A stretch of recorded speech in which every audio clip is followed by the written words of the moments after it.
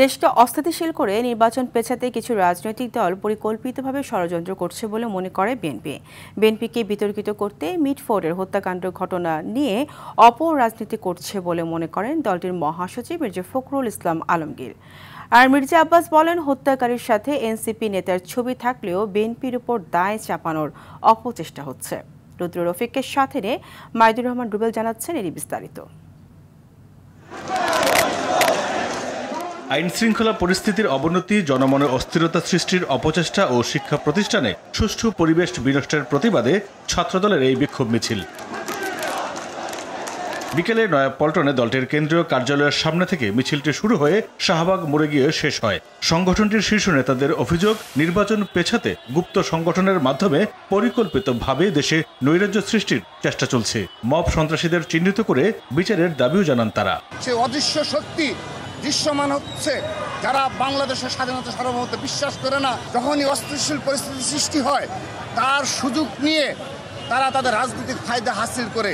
তারা প্রকাশ্যে আনুক তাদের শিবিরের কমিটি, কতগুলো কমিটি আছে, মানুষ দেখুক কে সাধারণ শিক্ষার্থী আর কে শিবির। আপনি সাধারণ শিক্ষার্থী মব করবেন, দায়ভার থেকে দূরে থাকবেন, ছাত্র দলের নামে ব্লেম দিবেন কেন বাইরে? পরে কেন্দ্রীয় কার্যালয়ের সামনে ঢাকা মহানগর উত্তর ও দক্ষিণ আয়োজিত বিক্ষোভ কর্মসূচিতে অংশ নেয় দলটির কেন্দ্রীয় নেতৃবৃন্দ ও বিভিন্ন ইউনিটের নেতাকর্মীরা।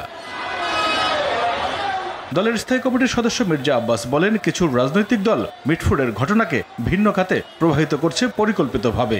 ঘটনা ঘটলো কি, আর এর থেকে ফায়দা লুটার চেষ্টা করতেছে কারা?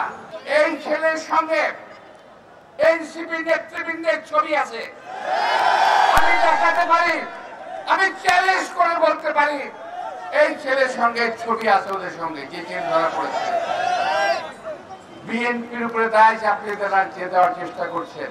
আজকের এই অবস্থায় আপনাদের কথার কারণে মনে হচ্ছে, আমার মনে হচ্ছে তারেক রহমান সাহেবের জীবন এখন হুমকির মুখে।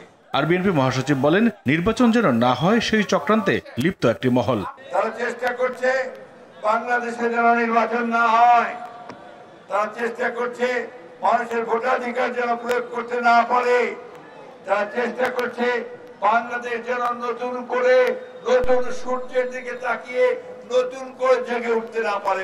নির্বাচন 2026 সালের ফেব্রুয়ারিতে হতে হবে, এর কোনো বিকল্প নেই বলেও মন্তব্য করেন দলটির নীতি নির্ধারণী পর্যায়ের নেতৃবৃন্দ। মাইদুর রহমান রুবেল, RTV, ঢাকা।